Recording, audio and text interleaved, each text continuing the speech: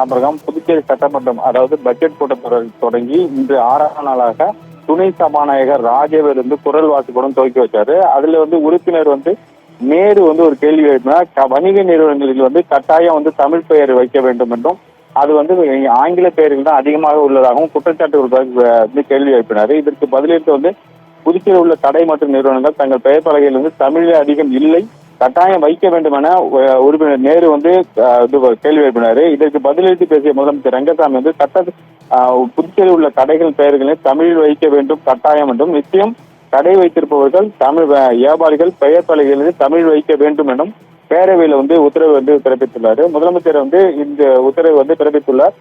Nehru MLA எழுப்பிய MLA Nehru எழுப்பிய கேள்விக்கு முதலமைச்சர் பதிலளிக்க புதுச்சேரியில் கடை நிறுவனங்கள் வணிக நிறுவனங்கள் அனைவரும் தமிழில் கட்டாயமாக பெயர் வைக்க வேண்டும் என்றும் புதுச்சேரியில் அதை நடைமுறைப்படுத்த வேண்டும் என்றும் முதலமைச்சர் உத்தரவிட்டிருக்கிறார். அபரகாம்.